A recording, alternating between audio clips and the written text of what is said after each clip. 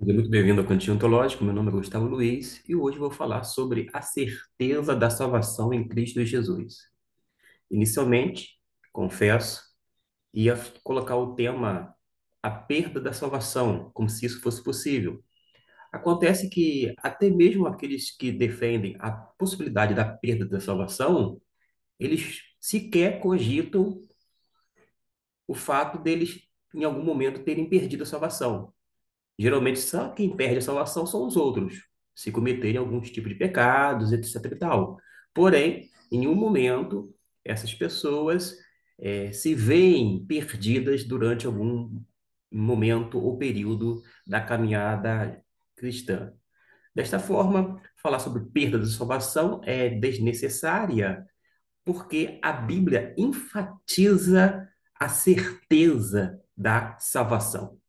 Dito isto, eu quero falar sobre alguns versículos da palavra de Deus, mas quando o doutor William Carey Taylor, aqui no Brasil, ele escreveu um livro, É Possível a Perda da Salvação? Porque surgiu um grupo que enfatizava essa possibilidade, entre aspas, ele disse assim: se uma confissão de fé errasse, não seria de surpreender. São todas falíveis, mas Jesus Cristo é quem mais fala da vida eterna. E ele é infalível. Se Jesus disse que a pessoa que tem a ele, que confessa, crê, que se arrepende dos seus pecados, tem a vida eterna, quem são os outros para dizer que existe a possibilidade de perder em algum momento dessa trajetória cristã? Mas, como já disse nessa provocação, geralmente, sempre quem perde salvação são os outros, nunca o indivíduo que professa e alega de pés juntos de que é possível perder a salvação. Ah, é? É assim, é muito fácil, né? Os outros podem perder salvação, mas você não, né? Mas não é bem assim, e eu quero tranquilizar você para continuar aqui no nosso cantinho, para refletir um pouquinho sobre os textos que falam justamente da certeza da salvação. O primeiro deles, que eu quero destacar, é este aqui. É um versículo clássico, bastante conhecido por crentes e descrentes. João 3,16 diz: Porque Deus amou o mundo de tal maneira que deu seu Filho unigênito, para que todo aquele que nele crê não pereça, mas tenha a vida eterna. Quando a gente destaca aqui vida eterna, é uma vida duradoura, uma vida para todo sempre. É uma vida que tem não apenas a durabilidade, mas também essa permanência. E por isso, os salvos têm a vida eterna. Ou alguém tem a vida eterna, ou não é salvo. A vida eterna que pode acabar não é vida eterna. Se ele oferece vida eterna, aí você diz assim: não, você tem vida eterna em Jesus. Aí depois, por N razões, você acaba perdendo, entre aspas, esta vida eterna. Ela nunca foi eterna, porque ela teve fim, mas a vida eterna em Cristo Jesus começa no começo da nossa conversão, quando somos verdadeiramente regenerados e justificados, inicia aquele processo de santificação e vai culminar na glorificação. Aí a gente vai ter para todo sempre a vida eterna, porque quem é que diz que tem a vida eterna? É o Senhor Jesus, e ele não mente. Então, entre ficar com pessoas que dizem que perde salvação e Jesus que fala que tem a vida eterna, e se é eterna, é duradoura, é para todo sempre, fiquemos com as palavras benditas da parte de Cristo Jesus. Mas quero compartilhar ainda dentro desse primeiro aspecto mencionado, compartilhar o texto de 1 João, capítulo, digo, 1 João, isso, capítulo 5,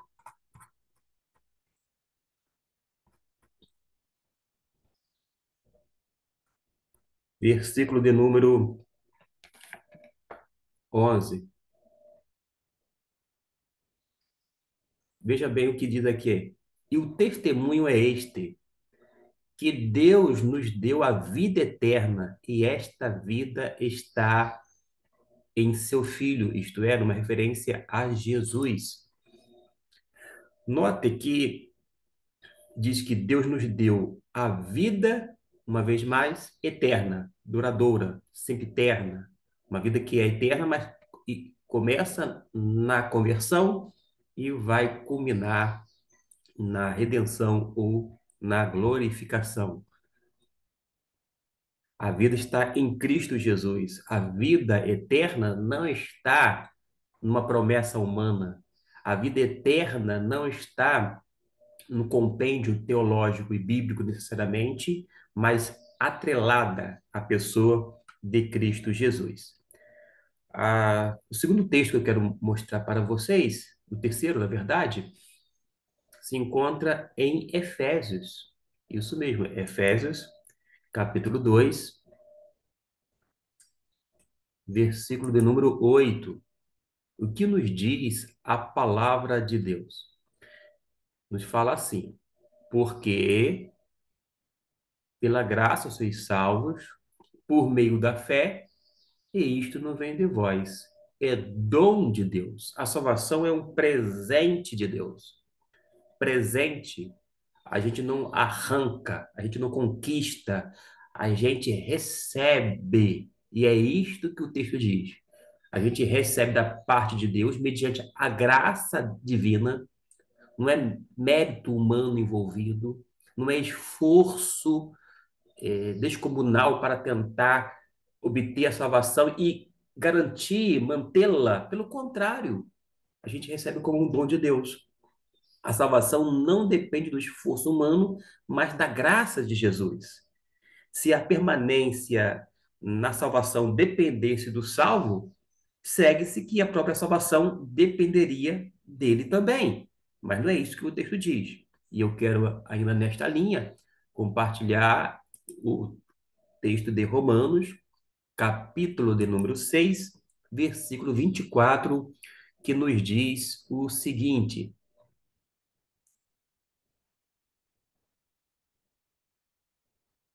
digo 23, porque o salário do pecado é a morte, mas o dom gratuito de Deus é a vida eterna por Cristo Jesus, nosso Senhor. Destaco que o dom é o presente que nós recebemos da parte de Deus. Tem pessoas que, quando, por ocasião de um aniversário, etc e tal, ela recebe um presente, ela fica até surpresa, tipo assim, poxa, não esperava, não contava com isso, mas ela recebe. Agora, mediante a graça de Deus, a gente recebe o dom gratuito, que é a vida eterna por Cristo Jesus, nosso Senhor. Mas eu posso compartilhar um texto muito significativo, entre tantos outros que a gente vai ver, que é justamente João 10, os versículos. Vale a pena ser projetado aqui para você acompanhar? É o versículo de número 27 até o 29. O que que nos diz? As minhas ovelhas ouvem a minha voz e eu conheço-as e elas me seguem. Eu dou-lhes a vida eterna, disse Jesus, e nunca hão de perecer, e ninguém as arrebatará da minha mão. Meu Pai, que está no que mais deu, é maior do que todos, e ninguém pode arrebatá-las, tirá-las da mão de meu Pai. E só para completar aqui, eu e o Pai somos um, disse Jesus. Olha só a expressão: dou-lhes a vida eterna e nunca hão de perecer. Nunca. Porque a vida é duradoura, é para sempre, é eterna. E ninguém as arrebatará da minha mão, disse Jesus. Mas eu quero mencionar, ainda com base em João, nesse mesmo evangelho, no João capítulo de número 3, Lá no versículo 3 até o 5, fala uma coisa muito importante para a gente guardar na nossa mente e no nosso coração. Ser salvo é ser nascido de novo, é o nascimento do alto. Quem nasceu de novo não tem como desnascer. Quem chegou a ser não pode voltar a não ser. E você vai entender melhor a partir do próprio texto que está sendo projetado, que vai ser lido. Jesus respondeu e disse-lhe: na verdade, te digo que aquele que não nascer de novo não pode ver o reino de Deus. Disse-lhe Nicodemos: como pode um homem nascer sendo velho? Pode porventura tornar a entrar no ventre de sua mãe e nascer? Respondeu Jesus: na verdade te digo que aquele que não nascer da água e do espírito não pode entrar no reino de Deus. Se você nasceu de novo, você não tem como desnascer, como se isso fosse possível. É impossível, humanamente falando, ainda mais quando esse nascimento vem do alto, vem da parte do Pai Celestial, o Deus perfeito. A gente pode prosseguir com mais textos da palavra de Deus. O texto agora que eu quero propor é 1 João, capítulo 1, versículo 8, que diz assim: se dissermos que não temos pecado, enganamos-nos a nós mesmos, e não há verdade em nós. Eu quero enfatizar que ser salvo, ou seja, se alguém é salvo por ter cometido qualquer pecado, se ele pudesse perder a salvação, nós não iríamos encontrar no céu nem Abraão, nem Jacó, nem Moisés, nem Sansão, nem Gideão, muito menos Davi, tampouco Pedro, nem eu, nem qualquer outro cristão. Mas todos estarão lá pela maravilhosa graça perdoadora de Jesus. Se dissermos que não temos pecado nenhum, ou pecado nenhum, enganamos-nos a nós mesmos e não há verdade em nós. 1 João, capítulo 1, versículo 8, deixo destacado para você ler e reler. O crente ele deve buscar sempre a santificação no poder do sangue de Jesus. No versículo 7, que é o anterior, mas se andarmos na luz, como ele na luz está, temos comunhão uns com os outros, e o sangue de Jesus Cristo, seu Filho, nos purifica de todo pecado. Não é de alguns pecados apenas. Não é apenas pecado de cunho sexual. Nós somos latinos e damos muita ênfase a essa questão relacionada ao pecado da sexualidade, da carne, da luxúria, tudo que estiver atrelado à luxúria, carne, etc e tal, nós damos muita importância. E mas o sangue de Jesus Cristo nos purifica de quê? De todo pecado. É isto que o texto nos diz. O crente deve buscar, por isso, a santificação no poder de quem? Do sangue de Cristo, que é um sangue purificador. Mas se ele pecar, o que que faz? Segundo a mesma epístola, 1 João, capítulo 2, lá no versículo de número 1, se a gente pecar, porque a gente continua com essa natureza pecaminosa, ou continua sendo pecador, porém remido no Senhor, diz que nós temos que confessar naturalmente, mas temos um advogado. Meus filhinhos, estas coisas vos escrevo para que não pequeis. É para nós não ficarmos pecando. E se pecar, temos um advogado para com o Pai, Jesus Cristo, o justo. É isto que a Bíblia nos diz. Vou agora para 1 Coríntios, capítulo de número 5, e a gente vai falar sobre um outro aspecto dessa certeza da salvação. Se um cristão entrar em pecado, seu espírito será salvo no dia do Senhor, ainda que seu corpo sofra as consequências do pecado. Quer ver um exemplo? Nesta epístola de 1 Coríntios, capítulo 5, versículo 5, quando um jovem estava possivelmente tendo um incesto com a sua madrasta, uma relação sexual com a sua madrasta. O que aconteceu? Diz o texto. 5. Seja este, olha a terminologia adotada pelo apóstolo Paulo. Seja este tal entregue a Satanás para a destruição da carne, para que o espírito seja salvo no dia do Senhor Jesus Cristo. Aqui, Paulo não disse assim, olha, ele perdeu a salvação. É carta fora do baralho. Ele deixou de ser filho de Deus. Ele desnasceu. Ele tinha nascido no espírito da carne, né? Ele tinha nascido da água, do espírito. Agora ele desnasceu. Nada disto. Seja este tal entregue a Satanás para a destruição da carne, para que o espírito seja salvo no dia do Senhor. Paulo, ele determina a respeito de um crente que cometeu um pecado grave. Agora, em 2 Coríntios, capítulo 2, versículo 6 até o 8, nos diz assim: Mas se somos atribulados, é para a vossa consolação e salvação. Ou se somos consolados, para a vossa consolação e salvação é a qual se opera suportando com paciência as mesmas aflições que nós também padecemos. E a nossa esperança acerca de vós é firme, sabendo que, como sois participantes das aflições, também o sereis também da consolação. Porque não queremos, irmãos, que ignoreis a nossa tribulação que nos sobreveio na Ásia, pois que somos sobremaneira agravados mais do que podíamos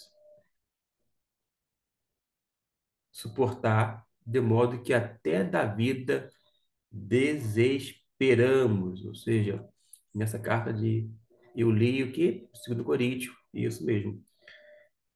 Capítulo 2, versículo 6 até o 8. Ou seja, a gente sempre vai ver a extensão da graça, do perdão, da restauração espiritual do homem, referindo-se em 1 Coríntios capítulo 5, versículo 5. A gente agora vai dar uma... Eu preciso,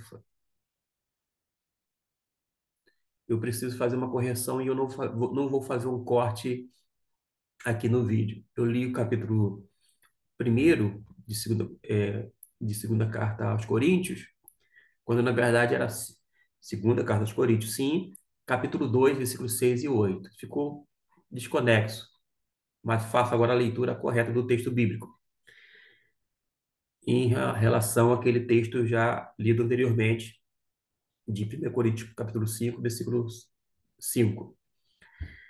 Sobre o mesmo jovem que tinha cometido aquele pecado com a madrasta, ele diz assim: Basta-lhe ao tal esta repreensão feita por muitos, de maneira que, pelo contrário, deveis antes perdoar-lhe e consolá-lo, para que o tal não seja de modo algum devorado de demasia tristeza.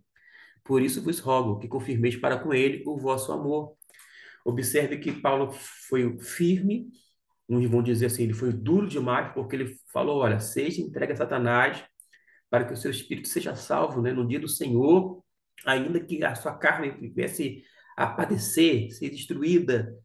Aquele jovem, por ser nascido de novo, ele se arrependeu, ele teve esse genuíno arrependimento e ele volta à comunidade para pedir, né, a sua reentrada na igreja cristã, na igreja local, e Paulo pede para que ele seja aceito, para que haja o quê?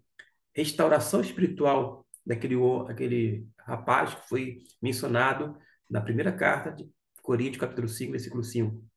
Ele cometeu um pecado grave, gravíssimo, inclusive de cunho sexual, mas ele foi o quê? Perdoado por Deus. A graça do perdão e a restauração espiritual é possível não para os outros apenas que estão fora do arraial cristão e que se convertem e são alcançados pela graça e restauração da paz de Deus, mas também pelos que estão dentro. A gente não pode cogitar, inclusive, essa possibilidade de salvação, porque senão a gente falaria assim, ó, aqui é um caso perdido. esse rapaz se perdeu, não tem mais jeito. Mas como eu disse, geralmente assim, não, ele perdeu a salvação. E você, em algum momento, tendo cometido algum tipo de pecado, não de cunho sexual necessariamente, mas você perdeu a salvação? Ah, não, aí não. Ah, quer dizer que os outros podem perder a salvação. Você nunca vai perder, não. Você nem cogita perder a salvação. Ah, paciência. Ah, mas tem pessoas que evocam, inclusive, o texto de Hebreus. Isso mesmo. O texto de Hebreus que eu vou colocar aqui, que vai ser projetado, lá no capítulo 6. Na verdade, vou primeiro ir no capítulo 10.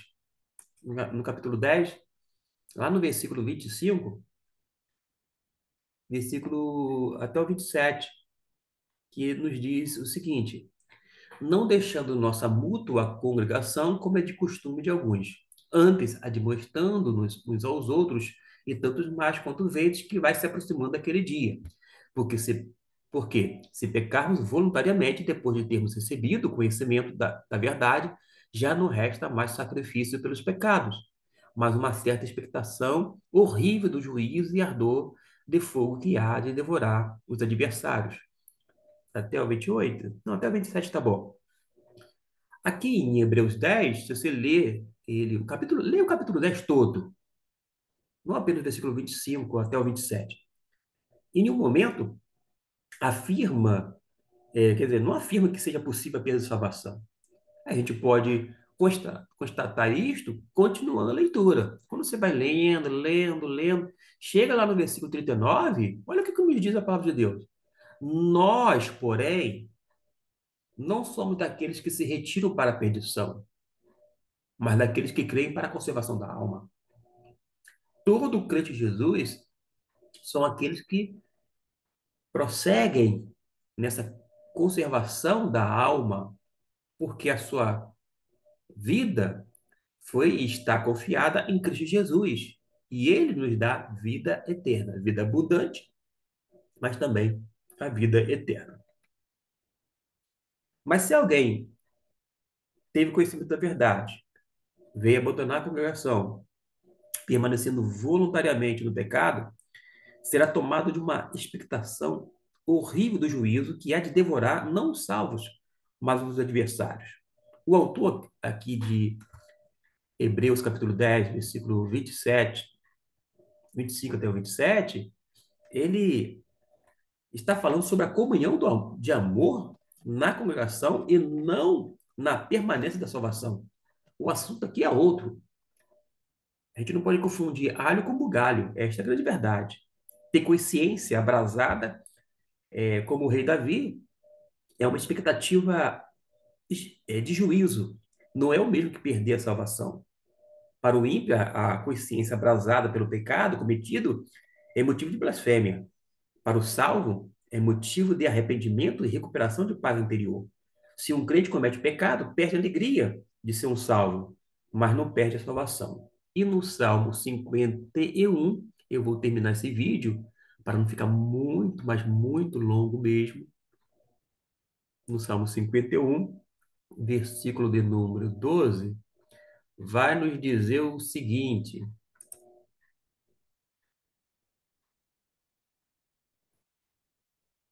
51, 12. Torna a dar-me a alegria da tua salvação e sustém-me com um espírito voluntário. Aqueles que alegam que Davi perdeu a salvação, não. Ele tinha perdido a alegria da salvação em Deus. Às vezes a pessoa está na igreja, está nessa vida cristã, e os revés estão tão grandes, aflição, luto, que ela pode até perder a alegria. A salvação, jamais. Por quê? Esta é garantida por Cristo Jesus, nosso Senhor e Salvador. Essa é a primeira parte. Vou fazer na sequência a segunda parte, porque nós temos mais textos bíblicos para analisar e não apenas ficar refletindo, mas internalizar, colocar na nossa mente e no nosso coração. Porque uma vez salvo, a gente não vai viver pecando. Pelo contrário, o ideal de Deus é que a gente não peque. Mas se pecar, a gente tem um advogado. A gente tem uma salvação para todo sempre? Para viver em pecado? Jamais. De modo algum, vai nos responder o apóstolo Paulo. Não estava no script, mas em Romanos, salvo engano, capítulo 6, Paulo fala assim: que diremos, pois? Permaneceremos no pecado para que a graça de Deus abunde?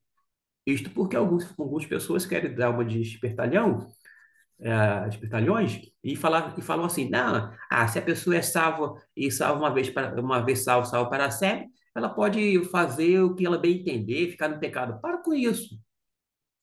Quem fala dessa maneira não conhece as escrituras sagradas, ou passa por cima dela. Porque uma pessoa que é realmente salva não vai viver de uma maneira assim, irresponsável, desleixada e etc. e tal, descompromissada com o seu Senhor.